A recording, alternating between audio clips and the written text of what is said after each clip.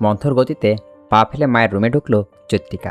ক্ষীণ শব্দ কর্ণধারে পৌঁছাতেই ফাহমিদার চোখ তুলে তাকালেন। চৈত্রিকার রোগা ফ্যাকাশে চেহারাটা অবলোকন করে তৎক্ষণাৎ মনে ব্যথাতুর যন্ত্রণা ছড়িয়ে পড়ে। সুস্থির দৃষ্টি নিক্ষেপ করে কয়েক পাল চেয়ে থাকলেন মেয়ের রক্তশূন্য মুখশ্রী পানে। তিনি জানেন আহমেদ সাহেব চিরতলে চলে যাওয়ার সবচেয়ে বেশি আহত হয়েছেন চৈত্রিকা। মা হয়ে শত আদরের মেয়েকে ভরিয়ে দিলেও বাবার আদর তো তিনি দিতে পারেন না। চৈত্রিকার জীবনও এই অভাবটুকু পূর্ণ করার সাধ্য যে কারণেই হয়তো তাহাবের মাধ্যমে চৈত্রিকার বিষাক্ত জীবনটা সুখ আসবে। তা ভেবে স্বস্তির নিঃশ্বাস ফেল চৈত্রিকা। মায়ের দিকে চেয়ে অন্তঃস্বরে বলে উঠল, ডেকেছিলে আম্মু? ফাহমিদা এগিয়ে এসে চৈত্রিকার মাথায় হাত রাখলেন। বিয়ের বিষয় নিয়ে বলতে গিয়েও বললেন না, সব কিছুর একটা নির্দিষ্ট সময় আছে এবং তার স্থান কাল বুঝে বলা উচিত। এই বিষয়টা দমিয়ে আদুরে কণ্ঠে বলে উঠলেন, আমরা কিন্তু একটু পর বেরিয়ে যাব। ট্রেনের টিকিট তো কাটা হলো না। চৈত্রিকা একটু ইতস্তবোধ করে বলল। সাফারাতের গাড়ি করে যাব আমরা। ফাহমিদা চমৎকৃত নয়নে চেয়ে রইলেন চৈত্রিকার দিকে নিমিষাই। মস্তিষ্ক পুরনো একটা কথা হানা দিতেই বলে উঠলেন, সাফারাতি কি সেই ছেলেটা যার কথা তুই কলেজে থাকতে বলেছিলি? আম্মু। ফাহমিদা বেশ অবাক হলেন। চৈত্রিকা মায়ের সাথে প্রায় অনেক কথা শেয়ার করে ছোট থেকেই, তেমনি কলেজ জীবনে সাফরাতের সাথে বন্ধুত্বের বিষয়টা শেয়ার করেন। চৈত্রিকা সর্বদা মায়ের নিকট সারফরাজের প্রশংসায় পঞ্চমুখ হয়ে থাকত। সাফরাতকে ফাহমিদা দিহানের প্রস্তাব নিয়ে আসার আগেই কখনো দেখেনি। ফাহমিদা একটু চুপ থেকে বললেন, ঠিক আছে, রেডি হয়ে নে। চৈত্রিকা মায়ের রুম থেকে বেরিয়ে মিমকে বলল রেডি হয়ে নিতে। নিজে রেডি হয়ে ছোট্ট বাটন ফোনটা বের করে জানালার কাছে ঘেসে দাঁড়ালো। সাফরাতের নাম্বারে ডায়াল করতে রিসিভ হয়ে গেল সঙ্গে সঙ্গে। ওপাশ থেকে ভেসে এলো মোহনীয় কণ্ঠস্বর, শ্রবণগ্রন্থিতে মাদকতাময় গাম্ভীর্য। সেই স্বর প্রবেশ করতেই চৈত্রিকার বুকে তোলপাড় করা মিহিসুরের ঘণ্টা বেজে উঠল। যা বলতেই ফোন দিয়েছিল তা গুলিয়ে ফেলছে। আজকাল সাফারাত সান্নিকটে সন্নিধ্যে কণ্ঠস্বর চৈত্রিকাকে গভীর নেশে ডুবিয়ে দেয়। এই এক সপ্তাহ সাফারাত নিজের কথা ভুলে দিনরাত যেভাবে পাশে থেকেছে তাতে সাফারাত প্রতি চৈত্রের সম্মান ভালোবাসা বেড়ে গেছে। চৈত্রিকার এখন মনে হয় না সে তার চেয়েও বেশি ভালোবাসা সাফরাতকে। কিন্তু এই ভালোবাসার সূচনা কবে থেকে? চৈত্রিকা কোনো রেসপন্স না পেয়ে সাফরাত গলা খাঁকড়ি দিয়ে ডেকে উঠল, চৈত্রী, কথা বলবেন না? আমতামতা করলো চৈত্রিকা, ধরা গলায় বলল, যাওয়ার আগে বাবার কবরটা আরেকবার দেখে যেতে চাই, নিয়ে যাবেন? রাস্তার ধারে আছে, চলে আসুন। চৈত্রিকার এলোমেলো চুলগুলো গুছিয়ে মাথায় ঘোমটা টেনে নিল ওড়না সমেত। ওঠান পেরিয়ে রাস্তার ধারে এলো। সাফরাত উল্টো ঘুরে আকাশ দিকে তাকিয়ে আছে নিষ্পলক। পরনে একটা কালো রঙের পাঞ্জাবি। এই প্রথম তাকে পাঞ্জাবি দেখতেই চৈত্রিকা হৃৎপিণ্ড নিয়ন্ত্রণ গতিহারা। অস্বাভাবিক হৃদযন্ত্রণের হৃদস্পন্দন ক্রমাগত বেড়েই চলেছে। চৈত্রিকা বুকে দুরু দুরু নিয়ে নিঃশব্দে কিছুটা দূরত্ব রেখে দাঁড়ালো। সাথে সাথে সাফরাত দৃষ্টি সরিয়ে এনে পাশে রাখে। চেহারাই মলিনতা, চোখ দুটো ডেবে গেছে চৈত্রিকা। ঠোঁট কামড়ে ধরে সূক্ষ্ম একটা নিঃশ্বাস ফেলে সাফরাত মৌনতা বজায় রেখেই দুইজন পাশাপাশি হেঁটে কবরস্থানের কাছে এলো। চৈত্রিকা দূর থেকে নতুন কবরটায় তাকিয়ে থাকে। বাবা কতটা নীরবের শান্তিতে শুয়ে আছে এখানে। চৈত্রিকা পাথরের মতো স্তব্ধ, স্থবির। কয়েক মুহূর্ত কেটে যেতেই নিষ্প্রভ স্বরে বলল, আপনার কি বাবার কথা মনে পড়ে সাফারাত? আপনার বাবা মার ব্যাপারে কিছু বললেন না? প্রশ্নটা কর্ণপাত হওয়া মাত্রই সাফরাত হাত মুষ্টিবদ্ধ হয়ে এলো। চোয়াল শক্ত। চৈত্রিকা পাশে ফিরে সাফরাতের এহেন রূপে বিস্মিত হতপম্ভ ঘাবড়ে গিয়ে বলল, কি হয়েছে? সাফরাত নিজেকে যথাসাধ্য শান্ত রাখলো। গাভীর্যের সহিত বলে উঠল, আমি নিজে থেকে কিছু না বললেও কখনো আমার ব্যাপারে কিছু জানার জন্য ফোর্স করবেন না চৈত্র। এটা আমার আদেশ, রাগ যাই মনে করেন না করতে পারেন, but don't force me. I hate this. চৈত্রিকার মুখের ভাব পরিবর্তন হয়ে গেল নিমিষেই। বিমূঢ়তায় নির্বাক হারা ও সাফরাত রাগান্বিত স্বরে অন্তরস্থল কেঁপে উঠছে। অভিমানে ভার হয়ে এলো মন, তবুও তা চেপে রাখলো। দেখাবেন না সাফরাতকে। ভালোবাসার মানুষ অতীত সম্পর্কে বর্তমান অবস্থা জানার অধিকার নিশ্চয়ই আছে। সাফরাত কেন তাকে বঞ্চিত করছে অধিকার থেকে? চৈত্রিকা নিজেকে সংযত করে নেয়। হতে পারে সাফরাত সময় হলে নিজে থেকেই বলবে।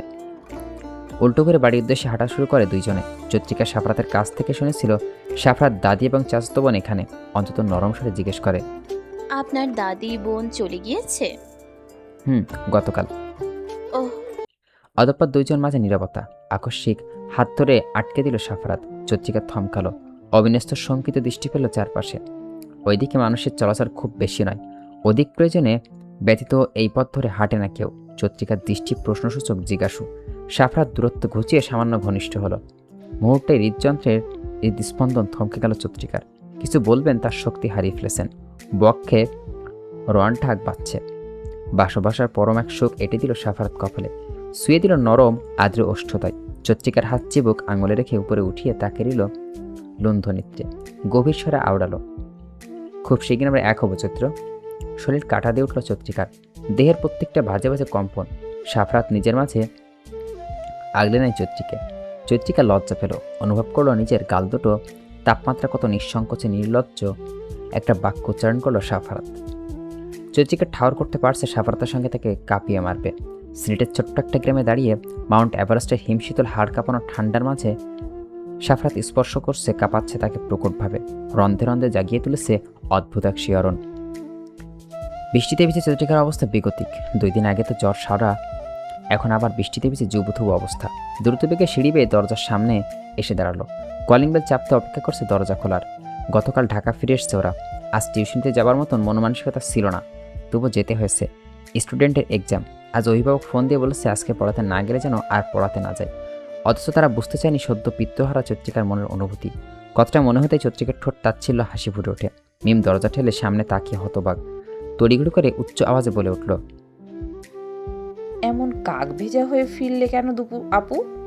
2 দিন আগেই তো সুস্থ হলে। সাফারাত ভাই জানলে আবার পাগলামো করবে। মিমের শেষ কথাটা উপহাসের রেশ স্পষ্ট। চোখ রাঙালো চৈত্রিকা, মিমকে ঠেলে দরজার মধ্যে ঢুকে পড়ল।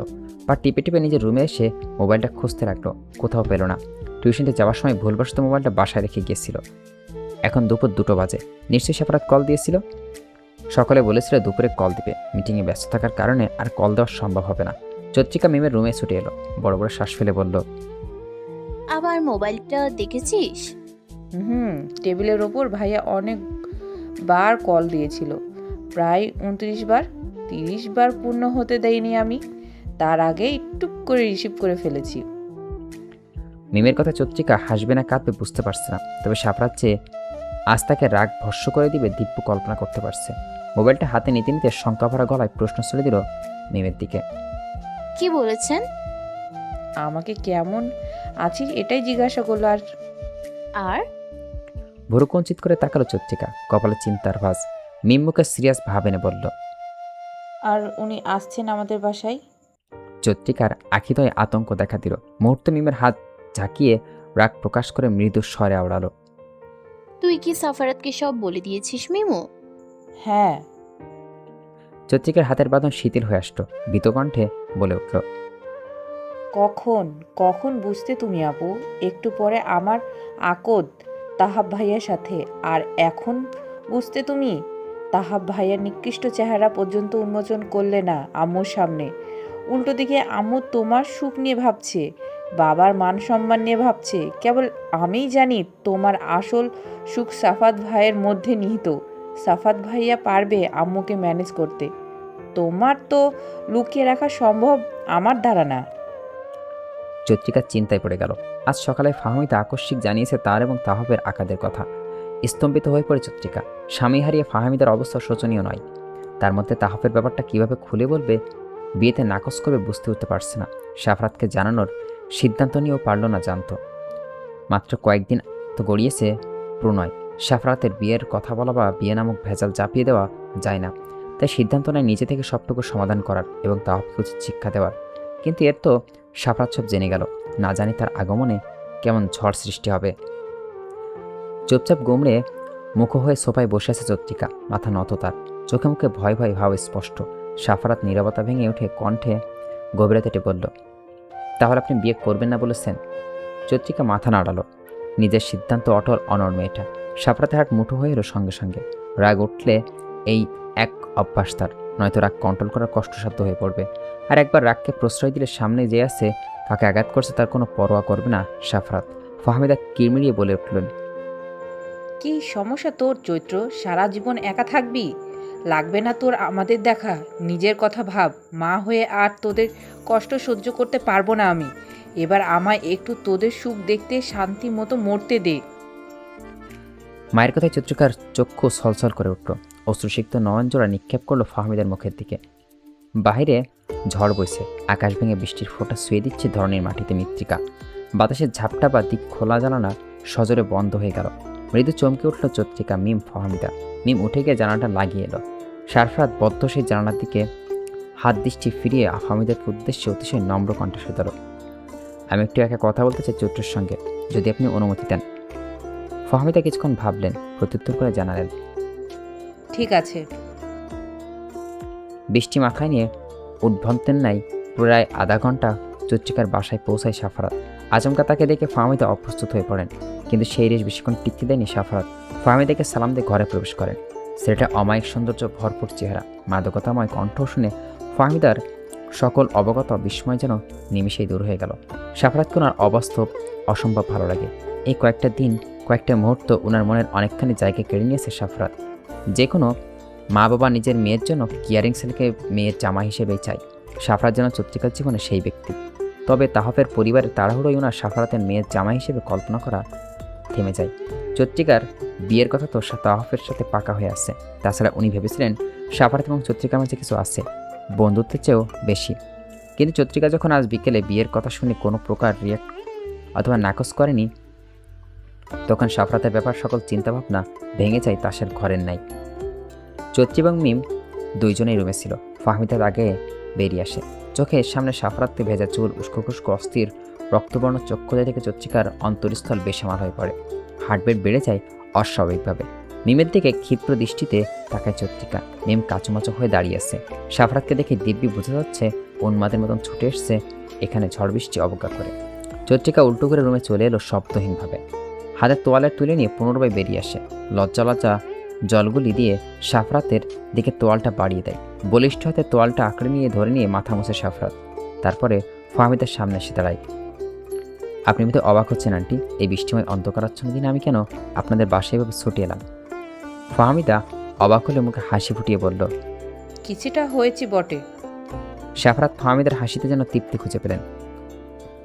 গতকাল মায়ের হাসিটা দেখা হয় না। সেই সুন্দর নারীর মুগ্ধ হাসির দেখা মিলল না বছরের পর বছর। বহুকাল সাবলীল কণ্ঠে বলল, আমি চৈত্রিকাকে বিয়ে করতে চাই আন্টি, এবং তা এখনই। নিস্তব্ধতা সে গেল পুরো কক্ষ। বাইরে ঝড়ের তাণ্ডব চলছে। বিস্তর নীরব গগন বুঝি। চৈত্রিকা মাথায় ভেঙে পড়ল। হাসি ফুটে উঠল কেবল মিমের অধর কোণে। বিস্ময়ের চেয়ে লজ্জা অলষ্ট হয়ে পড়ে চৈত্রিকা। বিনা সংকোচে কাট কথা বলে সাফরাতের চরিত্রের সাথে। ব্যক্তিত্বের সাথে মানানসই হলেও চৈত্রিকা যে লজ্জা অনুভূত হয়, তীব্র লজ্জা। মেয়ের দিকে তাকিয়ে এবং সাফরাতের নির্লজ্জ নির্লিপ্ত চৈত্রিকার হতে যাওয়া প্রমাণ করে দেয় ওদের মাঝে গভীরতা ভালোবাসা। তবে সাফরাত একটু বেশরম, রক্তটা গভীর মনে হয়েছে ফাহমিদার। বিয়ের প্রস্তাব দিলে না দিলে আদেশ করলো তা বোঝা মুশকিল। কিন্তু একটু পরেই তো তাহাফের সাথে চৈতর আকদ। ক্যান্সেল করে দিন। থতমত খেয়ে গেল ফাহমিদা। সাফরাত কি নিরলস ভঙ্গিতে বললেই কি ক্যান্সেল করা যায়? এই ছেলেকে একটু লজ্জা তা জড়তা নেই। ফাহমিদা আগেই ঠিক করে রেখেছিলেন চৈত্রিকা যদি সাফরাতকে পছন্দ হয় তাহলে তিনি মেয়ের সুখটাই দেখবেন। মুখেই বললেন, একটু পরেই ওনারা চলে আসবেন, আমি কি বলবো সাফাত? সাফরাত চৈত্রিকার দিকে এক পলক চাইল। তৎক্ষণাৎ দৃষ্টি সরিয়ে নিল চৈত্রিকা। সাফরাত সূক্ষ্ম একটা নিঃশ্বাস ছেড়ে বলে উঠল, বলবেন আপনার মেয়ের জামাই আমি। আমার বউ জোর করে কেড়ে নেওয়ার সাধ্য কি কারোর আছে? চৈত্রিকা মাথা ঘুরে এসে রীতিমতো। মিম মুখে হাত চেপে হাসছে মিটমিট। সাফরাতের মতো দুলাভাইও চেয়েছিল ও। স্বপ্ন পূরণ হওয়ার পথে চৈত্রিকা সাফরাতকে নতুন করে আবিষ্কার করলো, চিনল। রহস্যময় গভীর মানুষটার ঠোঁট কাটার স্বভাব আছে। এই নব্যরূপ বিস্ময় পাহাড় গড়া জন্য যথেষ্ট। কিন্তু চৈত্রিকা মনে মনে অন্য এক সিদ্ধান্ত স্থির করে নিয়েছে। লাজ উজান দিয়ে শক্ত গলায় বলল, আমি এখন বিয়ের বিষয়ে ভাবতে চাই না। তাহাফকেও বিয়ে করতে চাই না আম্মু। আমি তোমাদের এভাবে ফেলে কোথাও যেতে পারবো না। দায়িত্ব? হ্যাঁ, এই দায়িত্ব নামক শব্দের চৈত্রিকার মনের মানুষের সাথে এক হওয়ার পথে বাধা, অন্তরে হয়ে দাঁড়িয়েছে। চাইলেও চৈত্রিকা এড়িয়ে যেতে পারবেন না। কয়েকটা দিন আগে স্বামী হারানো ফাহমিদা পিত্তিয়ারা মিমকে ফেলে অন্য ঘর আলোকিত করতে, সংসার নামক বেড়াজালে বন্দী হতে। তাহফের পরিবারকেও ফিরিয়ে দিত আজ, যেমন করে ফিরিয়ে দিয়েছে সাফরাতকেও। তবে আজীবনের জন্য না, কিছুটা সময়ের প্রয়োজন দুজন সদস্যের পরিবারটা সামলাতে, বাবার দায়িত্বটা পালন করার নিমিত্ত। সাফরাতকে প্রাণপণে চাই, কিন্তু এখন না। কথাগুলো মনে না রেখে সকলের সম্মুখে ব্যক্ত করে চৈত্রিকা। ফাহমিদা মেয়ের কথা শুনে অন্তরে শীতল স্রোত অনুভব করলেন। মুহূর্তেই শৈশবতে প্রতিনিয়ত ধুকে বড় হওয়া চৈত্রিকার সুখের কথা ভেবে কঠোর হলেন তিনি। সাফরাতও একবারও দৃষ্টি মেলেনি চৈত্রিকার পানে। উল্টো ঘুরে সোফায় দিকে বসলেন। চৈত্রিকার সারা রুমে চোখ বুলে একটা চেয়ার টেনে বসল সাফরাত। টপ থেকে শুকনো জাবের আর ফাপড়িগুলো নিয়ে মুঠো করে দিল। চৈত্রিকা আশ্চর্যজনিত হলো ব্যাপক। মাথায় ধরে না সবাই তার রুমে এসে কেন এই ফুলগুলোর দিকে নজর ফেলে। সাফরাত প্রগাঢ় দৃষ্টি নিক্ষেপ করে রেখেছে চত্রিকার দিকে। চেয়ার ছেড়ে দূরত্ব জানালার ধরে ঘেঁষে দাঁড়ালো, চত্রিকার কাছাকাছি এলো। চত্রিকা ভড়কালো, এক পা করে মিশে গেল দেওয়ালের সাথে। সাফরাত সবটুকু দূরত্ব নিমিষ করে দিয়ে খুব কাছাকাছি এলো, অতিশয় নিকট। অল্প অল্প কম্পনরত্ব গোলাপি ওষ্ঠদের দিকে চোখ রেখে ক্রুদ্ধ কণ্ঠে বলে উঠল, বিয়ে আপনাকে বসতেই হবে আজকেই। আপনি তো অবুঝ না। আমার পরিবারকে বিপদে রেখে এই পরিস্থিতিতে ফেলে আমি নিজের চিন্তা করতে পারবো না। চত্রিকার কণ্ঠলে কাঁপছে। সাফরাত দেওয়ালের এক পাশ হতে হাত রেখে সামান্য ঝুঁকে পড়ল। তপ্ত নিঃশ্বাসে আশ্রে পড়ছে চত্রিকার সারা মুখশ্রীতে। চত্রিকার ইচ্ছে করছে সাফরাত জ্যাকেট আঁকড়ে ধরে আরও কাছে টেনে নিতে। কি এক অসভ্য বেহায়া ইচ্ছে জাগল, ভাঙা ভাঙা লাগামহীন স্পৃহা। তো আপনি কবে বিয়ে করবেন ভাবছেন? আমি বুড়ো হয়ে যাওয়ার পর? সাফরাতকে ঠেস মেরে কথাটা বলল। মাথায় দুই দিকে নাড়ালো চত্রিকা, মুখে আওড়ালো, আমার একটা জব হোক তারপর। কথাটা কটাক্ষ করে সাফরাত বিরক্ত গলায় বলে উঠল, আপনি কাল সকালে আমার অফিসে যাবেন চাকরি ইন্টারভিউ দিতে। আপনার ফ্যামিলি মানে আমার আপনজন, আমি তাদের দায়িত্ব নিতে পারি অনায়াসে। আপনি হয়তো এটা পছন্দ করছেন না, নো প্রবলেম। আপনি জব করবেন, তবে বিয়েটা আজই হবে। আপনি কি আমার উপর করুণা করতে চাইছেন? দাও দাও করে আগুন জ্বলে উঠল সাফরাতের ভেতর। একটানে চত্রিকার কোমর জড়িয়ে কাছে টেনে নিল। নিষ্প্রভ দৃষ্টি নিক্ষেপ করে লাহু স্বরে বলল, ফার্দার এমন কথা মুখ দিয়েও আনবেন না চত্র। আপনার যোগ্যতা ছাড়া কোনো জব দেওয়া হবে না। ইন্টারভিউ সিলেক্ট হলে জব পাবেন। 1 মাস সময় দিলাম, আপনি আপনাকে জবের চেষ্টা করবেন, পরিবারের পরিস্থিতি স্বাভাবিক করবেন। আর 1 মাসের মাঝেই যদি কোনোভাবেই দুইজনের কাছাকাছি চলে আসি, তাহলে আইসোয়ার একদম উঠিয়ে নিয়ে যাব আপনাকে। চত্রিকা মৃদু কেঁপে উঠল। আঁখি পল্লব নেড়ে চক্ষু মেলে তাকালো সাফরাতের রাগান্বিত চেহারায়। আরও একটা শব্দ উচ্চারণের সাহস জোগাতে ব্যর্থ হলো। সাফরাত মুখ দিয়ে নরম কোমল কপল গলা ঘেঁষে ছোট্ট একটা চুমু খেয়ে নেয়। কোমরে বাঁধল ঢিলে করে আদেশের সুরে বলল, ঘোমটা টেনে বাহির আসুন, দিহান কাজে নিয়ে আসছে। সাদাসিদে 8 পাউরে কাপড় দিয়ে বিয়ে নামক বন্ধনে আবদ্ধ হতে চাচ্ছে চত্রিকা। ফাহমিদা মেয়ের ঘোমটাটা ভালো করে টেনে দিলেন। ভবিষ্যৎ কী হবে তা নিয়ে না ভেবে মেয়ের বর্তমানে আনন্দিত তিনি। শুধু কষ্ট এতটুকু, মেয়ের সুখের জীবনে পদার্পণটুকু আহমেদ সাহেবকে দেখাতে দিতে পারলেন না। আচ্ছা, তিনি থাকলে কি আজ খুশি হতেন? মেনে নিতেন সারফরাতকে? মেয়ের জীবনে এত খুশির মুহূর্তে একটুখানি হলেও হয়তো ওনার সব কঠিন মনটা গলে যেত। হয়তোবা না। বাইরে বৃষ্টি থেমে গেছে, তবে বৃষ্টি ছড়িয়ে ছিটিয়ে গেছে শীতলতা, মৃদু ঠান্ডা। এই ঠান্ডার মাঝেও মাথার উপর ফ্যানটা ঘুরছে শব্দ করে। মিমের গা কাটা দিয়ে উঠছে। গায়ের অন্যটা ঢুকিয়ে নিল। হাত দুটো তার বরাবর বসে আছে দিহান। একবার শুধু এই ছেলের দিকে তাকাচ্ছিল মিম। দিহানের মুখের হাসির ছটা দেখে সেই মুখ মাখিয়ে নামিয়েছে, আর ভুলেও তার দিকে তাকায়নি। এই ছেলেটাকে দেখলে কাপ পিত্তি জ্বলে ওঠে। সাফরাত গভীর মুখে বসে আছে। অনেক সময় পেরিয়ে গেছে, কাজী সাহেব এসছেন, কাবিনের কাগজপত্র রেডি করছেন, কিন্তু এত দেরি করে ভালো লাগছে না সাফরাতের। বিরক্তি মেজাজ খিটখিট করে যাচ্ছে। গভীর স্বর টেনে বলে উঠল, একটু জলদি করুন। কাজী সাহেব হতভম্ব হয়ে গেলেন, দাঁত কেলিয়ে বললেন, শেষ, আর 1 মিনিট বাবা।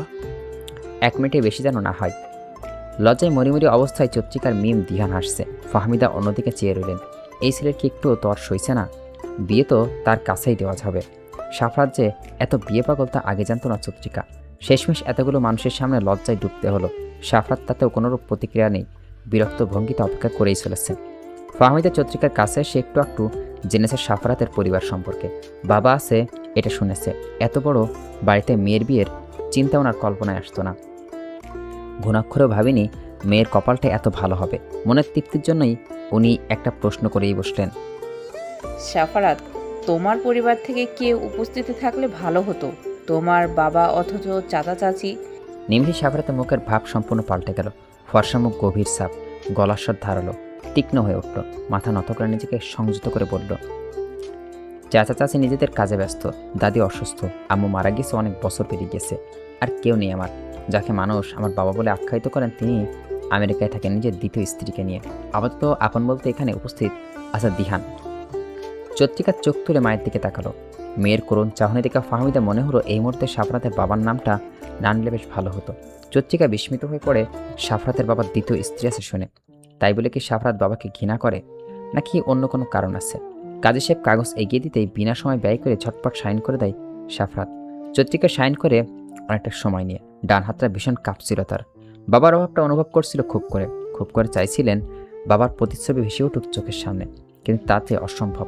কবল বলতে গিয়ে গলা ধরে আসছে, শব্দগুলো দলা পাকিয়ে আটকে যাচ্ছে কণ্ঠনালীতে। পুরো শরীর জুড়ে তীব্র কম্পন। বিয়ে হয়ে গেল, সাফরাতের অর্ধাঙ্গিনী হয়ে গেল। সব কেন এত দ্রুত হলো? এমন অপ্রত্যাশিত সুখময় মুহূর্ত জীবনে বারবার আসবে? চত্রিকার বিশ্বাস হচ্ছে না যে মানুষটার এত বছর খুঁজে যার দেখা মেলেনি কতকাল, আজ সেই মানুষটা আকস্মিক নিজের আগমন ঘটিয়ে বিবাহ নামক বদনে কত সহজে বেঁধে নিল তাকে। চত্রিকার পানির পিপাসা পাচ্ছে খুব, কিন্তু এখান থেকে ওঠার শক্তি পাচ্ছে না। পাত্র অসাড় হয়ে পড়ে আছে। ফাহমিদা কিচেনে গেল মিষ্টি আনতে। দিহান আসার সময় নিয়ে এসেছিল। মেয়ে মনে মনে খুশিতে ডানা মেলে উঠছে। বোনের সুখ দুঃখ বুঝি দূর হলো এবার। চত্রিকার কাছে ঘেসে ফিসফিস করে বলল, একটু হাসো না আপু, তুমি হাসো না একদম। এখন তো ভালোবাসার মানুষকে চিরতরে আঁচলে বেঁধে ফেলবে। এবার তো হাসো বিজয়ী হাসি। চত্রিকার চোখ রেঙে চাইতে মিম নিভে গেল মৃদু হাওয়া নিভু নিভু। অনলের নাই মুখ বাকি পুনর্বার বলল, হাসবা কেন ভাইয়া? যা অ্যাটিটিউড দেখলাম আজ, যে মেয়ে দেখবে নিঃসন্দেহে ফিদা হয়ে যাবে। ফিদা তখন তো কষ্টে জর্জরিত হয়ে কপাল চাপড়াবে। চত্রিকা একটু চিন্তায় পড়ে গেল। হুট করে মনে পড়লো জেরিনের কথা। জেরিন তো বললো সাফরাতের সাথে ওর বিয়ে ঠিক। সাফরাত হয়তো পরিবারের কাউকে ওদের বিয়ের কথা জানায়নি। দাদি মানবে তো চত্রিকাকে? সাফরাত মোবাইলের অফিসের কাজে ব্যস্ত। মিমের ফোন পেয়ে অর্ধেক মিটিং ফেলে চলে এসছে। চত্রিকার ইচ্ছে করলো মোবাইলটা টেনে এনে জানালা দিয়ে ফেলে দিতে। সদ্য বিয়ে হয়েছে এই ছেলের, অথচ লজ্জাশ্রী মাত্র নেই। ভাব এমন যে কিছুই হয়নি। কাজী সাহেব মিষ্টি খেয়ে উঠে পড়লেন। দিহান গেল ওনাকে এগিয়ে দিতে।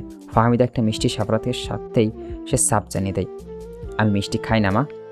সাফরাত মিষ্টি খেতে নিষেধ করায় তিনি একটুও কষ্ট পাননি, বরঞ্চ আবেগে আত্মুল্য সিক্ত হয়ে পড়লেন। মা ডাক শ্রবণ হতেই সঙ্গে সঙ্গে মনে হলো, বলল, মেয়ের জন্য সঠিক মানুষটা এসছে জীবনে। চত্রিকা বলছে আবদ্ধ বিয়ে হোক, 1 মাস পর শ্বশুরবাড়িতে চলে যাবে ও। তা মনে পড়তে ফাহমিদা উত্তেজিত সুরে বলে উঠলেন, তুমি কিন্তু আজ যাবে না সাফাত, আজকে থেকে যেতে হবে। মায়ের কথা কর্ণকুহরে পৌঁছতেই চত্রিকা ভ্রুযুগল কোসপে কপালে উঠে গেল। সাফরাত নম্র স্বর কণ্ঠস্বর, থাকবো মা। হাত পা ঠান্ডা হয়ে গেল চত্রিকার। থাকাটা কি খুব জরুরি? অন্তরস্থল কাঁপছে ক্ষণে ক্ষণে। ভয় নাকি লজ্জায় চত্রিকা বুঝতে পারছে না। সাফরাত এখন তার স্বামী, থাকলেও তো নিশ্চয়ই তার রুমে থাকবে একসাথে। তাছাড়া সাফরাত বলেছে যদি দুইজন কাছাকাছি আসে তাহলে একদম উঠিয়ে নিয়ে যাবে। নিজের ভালোবাসার মানুষের সামনে, স্বামীর সামনে বদ্ধ রুমে নিয়ন্ত্রণ হারিয়ে ফেলবে না তো? কিশোরী মেয়েদের মতনই চত্রিকার লজ্জায় অরক্তিম অবস্থা। দিহান বসে আছে সোফায় হেলান দিয়ে। সে যেন এই জগতে নেই। হাত পা ছড়িয়ে বসে আছে। মিম রান্নাঘর থেকে টেবিল এনে খাবার সাজাচ্ছে। দিহান চলে যেতে চেয়েছিল, কিন্তু ফাহমিদা স্পষ্ট জানিয়ে দিলেন লাঞ্চ করা পর্যন্ত 1 পাও নড়তে পারবেন না। এর ফাঁকে মায়ের চত্রিকাকে কথার মাঝে আঘাত করার জন্য অনেকবার ক্ষমা চাইলেন দিহান। ফাহমিদা আলতো হেসে বলছেন, আমার মনে কেন কষ্ট নেই, তুমিও ভুলে যাও। চত্রিকা মায়ের অমায়িক মমতাময়ী ব্যবহারে দিহান হতাশাজনক নিঃশ্বাস ফেলেন। তার মা এমন হতেই পারত। তার মা খারাপ এমনটাই না, তবে মানুষের কথার মাধ্যমে আঘাত কষ্ট দিয়ে ফেলে অহরহ। সাফরাতে ফোন পেয়ে হন্তদন্ত হয়ে অফিস থেকে ছুটে এসছে। দিহান যেন আজ ছোটাছুটির। ক্লান্ত মস্তিষ্কটা সোফায় এলিয়ে গাড় বাঁকিয়ে চাইলে নজর ঠেকল মিমের মুখের দিকে। মিম ভড়কে গেল, কারণ ওর তীক্ষ্ণ দৃষ্টি নিবদ্ধ ছিল দিহানের দিকে। মিম ভেবাচাকা খাওয়া চেহারাটা দেখে ঢের মজা এলো দিহান। হাসটা ঠোঁট দুটো পরিসারিত করে কৌতুকপূর্ণ কণ্ঠে ডেকে উঠল, মিমডিম, 1 গ্লাস পানি দিয়ে যাও তো। রাগে কঠিন দৃষ্টি নিক্ষেপ করলো মিম। সাফরাত আর চোখে তাকালো দিহান এবং মিমের দিকে। মিম পানি তো দিলই না, বরং উল্টো ঘুরে চলে যেতে শুরু করলে। মাঝপথে থেমে যায় সাফরাতের ডাকে। বিনয়ী স্বরে বলে, জি ভাইয়া। চৈত্র কথাই, উনি কি খাবেন না? আমি আসতে বলেছি ভাইয়া। খাও, আগে 1 গ্লাস পানি দিয়ে যাও। মিম পানি এনে টেবিলে রাখলো সাফরাতের সামনে। নিজেও এবং স্বরের সূক্ষ্ম হাসি নিয়ে বলল, আপুকে ডেকে আনছি। দিহান ঢকঢক করে পুরো 1 গ্লাস পানি খেয়ে নিল। দীর্ঘ একটা নিঃশ্বাস ছেড়ে রসাত্মক কণ্ঠে বলে উঠল, তোর শালি দেখি তোর ভক্ত রে ভাই। সাফরাত শক্ত গলায় বলল, ওকে বিরক্ত করলে তোর অবস্থা খারাপ হবে। আমি তো করি না, করে তোর ধানি লঙ্কা শালি সাহেবা। কেমন চোখ দিয়ে ভস্ম করে আমাকে, উফ। চত্রিকা ভেজা চুল বেঁধে ঘুরে বেড়াচ্ছে। মুখে কোনো প্রসাদনী নেই। কলিং বেল বেজে উঠতেই অন্তরাত্মা শুকিয়ে যাওয়ার উপক্রম অভিপ্রায়। তহফের কথা প্রায় বেরিয়ে গিয়েছিল মাথা থেকে বিয়ের টেনশনে। দরজা খুলতে নাই বিধায় দেওয়ালের ওপারে মানুষটা বোধহয় ব্যাপক বীরত্ব রাগান্বিত। অনবরত কলিং বেল চাপছে। সাফরাত ভুরু কুঁচকে বলল, খুলছেন না কেন? চত্রিকা জবাবে কোনো সদুত্তর খুঁজে পাচ্ছে না। আকস্মিক শ্বাস ফেলতে কষ্ট হচ্ছে ভীষণ। মিম এতটুকু বলছে সাফরাতকে, সেই দিন ছাদের ব্যাপারে বলেননি, দেয়নি তো? মিমের কথাটা শেয়ার করছিল চত্রিকা, আর তাহফের রিয়াক্ট কেমন হবে তা মাথায় ছিলে যাচ্ছে। নেত্রদায় ঝাপসা হয়ে আসছে অতিরিক্ত ঘাবড়ানোর দরুন। দিহান উঠে এসছে, বলল, ঠিক আছো চৈত্রিকা? দরজা মেলছ না কেন? তাহাফ ভাইয়ার ফ্যামিলি এসেছে হয়তো। দিহান, সাফরাত, মিম এতক্ষণে কারণটা বুঝতে পারল। দিহান ছুটে গিয়ে দরজা মেলে দেয়। এক পলকে চট করে দিহানকে চিনে নেয় তাহফ। ক্রুদ্ধ চোখে তাকে ভিতরে প্রবেশ করে। ফাহমিদ এসে তাহফের বাবা মার সাথে কুশল বিনিময় করে বসতে বলেন। তাহফ শক্ত হয়ে দাঁড়িয়ে আছে সাফরাত এবং দিহানকে দেখে। পরিস্থিতি বিগড়ে যাক তার পূর্বে ফাহমিদ আমাকে হাসি ফুটিয়ে বললেন, দাঁড়িয়ে আছো কেন, বসো। তাহব্বা না বসে তীর্যক কণ্ঠস্বর প্রশ্ন করে। ওরা কি আক্তোপলক্ষে এসেছে এখানে? মুহূর্তে একটা ভরাট গম্ভীর্য স্বর শোনা গেল। না তো, বিয়ে করতে এসছি। করা শেষ মাথায় ঘোমটা টেনে রাখা মেয়েটা বর্তমানে আমার বউ। হতভম্ব, বিস্মিত, চমক, অবগত সবগুলো শব্দের দেখা মিলল উপস্থিত সকলের মুখশ্রীতে। কল বাদ পড়ল সাফরাত, তার অভিব্যক্তি নির্বিক আর নির্লিপ্ত। চত্রিকা, দিহান কারোর ভাবনায় আসেনি এমনভাবে ফট করে সত্যটা প্রকাশ করবে সাফরাত। তাহব চত্রিকার দিকে অগ্নিদৃষ্টিতে চেয়ে কঠিন গলায় জিজ্ঞেস করল, কি বলছে এসব? নিরুত্তর চত্রিকা। ফাহমিদা বোঝানোর চেষ্টা করে বলতে লাগলেন, সাফারাত ও চৈতিকা একে অপরকে পছন্দ করে। একটু আগেই ওদের বিয়ে হয়েছে। আমি মেয়ের সাথে তো জোর করতে পারি না। সব কিছু বলতাম আপনাদের। মোবাইলে বলার চেয়ে সরাসরি কথা বলাটা উচিত মনে হয়েছে আমার, তাই। তাহবের বাবা তেতে উঠলেন। ফাহমিদার কথাটা অসমাপ্ত রেখেই বললেন, আপনার একদম উচিত হয়নি আমাদের সাথে মেয়ের বিয়ের পাকা কথা দিয়ে অন্যের সাথে বিয়ে দেওয়ার। আমি মানছি, কিন্তু আপনারা একটা দিক ভেবে দেখুন। চৈতিকা আপনার ছেলের বউ হয়ে অন্য কাউকে মনে ধরে রাখতে সেটা কি ভালো হতো? সংসারে অশান্তি বই কিছুই হতো না। তাছাড়া ওদের জীবনটা নষ্ট হতো। তাওয়াফের বাবা মা কি পরিমাণ ভাবলেন। তাহফ ফাহমিদার কথা সত্যি গুরুত্বপূর্ণ। তাছাড়া চত্রিকা আমাদের জোর করে বিয়েতে সম্ভব ছিল না। আহমেদ সাহেবের খুব ভালো বন্ধু তাহফের বাবা। তিনি নিজের ছেলের দিকটা না ভেবে বন্ধুর মেয়ের দিকটাও ভাবলেন। ছোট্ট করে বললেন, ঠিক বলছেন ভাবি। বাবার উত্তরটা যেন বিন্দুমাত্র পছন্দ হলো না তাহফের। হিংস্র বাঘের মতো গর্জে উঠল সে। চত্রিকাকে না পাওয়া হার মানাতে পারবেন না, মানবেও না। চত্রিকা মৌনতা ভেঙে বলল, মিথ্যে বলছে এরা। এই মেয়ে আমার কাছে বিয়ে না বসার জন্য যত মিথ্যে বানোয়াট অভিনয় করছে, বানিয়ে বলছে সবাই। চৈত্রকে ছাড়া আমি যাব না এখান থেকে। মিথ্যে অভিনয় কেন করব? আপনার কুকীর্তি জেনে ফেলেছি বলে। কথাটা সহ্য হলো না তাহফের। এক প্রকার স্থূল বেঁধে গেল। দিক বিদিক ভুলে চত্রিকার দিকে তেড়ে যেতেই সাফারাত বহিষ্ঠ হাতের আঘাতে ছিটকে পড়ল মেঝে তার শক্তপোক্ত দেহটায়। ঘটনার আকস্মিকতায় হতবাক সবাই। তাহফের ঠোঁটের কার্নিশতেই তরল রক্তবিন্দু গড়িয়ে যাচ্ছে। সাফারাতের রক্তাক্ত লাল আভায় সিক্ত চক্ষু তাহফের উপর। রাগে প্রদাহের কপালের শিরা উপসে ফুলে ফেপে উঠছে। চত্রিকার হাতের মুঠোয় পুড়ে ঝাঁঝালো গলায় চিৎকার করে উঠল, চৈত্র আমার বউ, আমার সুখ। কথাটা বলে থেমে থাকলো না। হাতের বাঁধন শিথিল করে লাথি বসিয়ে দিল তাহবের পুরো সঙ্গে। শালা, তোর চৈত্রীকে পাওয়ার অনেক শখ না তোর? আজ সব শখ মিটিয়ে দিব আমি। তাহব উল্টো আঘাত করলো সাফরাতের বুকে। তো বসে থেমে নেই সাফরাত। চত্রিকার চোখ দিয়ে জল পড়ছে। দিহান সাফরাতকে থামাতে পারছে না। ফাহমিদা বুঝতে পারলেন আগের কোনো রেশ ধরে সাফরাতকে তাহব আক্রমণ করছে। তাহবের বাবা মা সবাই মিলে চেষ্টা করছেন থামানোর। পরিস্থিতি এত ঘোলাটে হয়ে যাবে চত্রিকা ভাবেনি। জল বেশি দূর গড়িয়ে যাওয়ার আগেই উচ্চ আওয়াজ করে বলল, প্লিজ ছেড়ে দিন সাফারাত, ছাড়ুন ওনাকে। কর্ণে চত্রিকার কথাটা পৌঁছাতেই তোয়াক্কা করল না সাফরাত। ইচ্ছে করেই শুনছে না। চত্রিকা হাতটা ধরে আকুতি মিনতি করে শুরু করলো। সে চায় না তার কারণে পরিস্থিতি আরও জটিল হয়ে উঠুক। বুকে একটা লাথি দিয়ে সাফরাত সরে এলো। রোষপূর্বক দৃষ্টি নিক্ষেপ করে টেনে রুমে নিয়ে এলো। চত্রিকাকে চেয়ারে বসে রুমে এসেই অ্যাটাচ অশ্রমে ঢুকে পড়ে সাফরাত। পরক্ষণে ফিরে এসে গায়ের জ্যাকেটটা খুলে চত্রিকার উপরে ফেলল।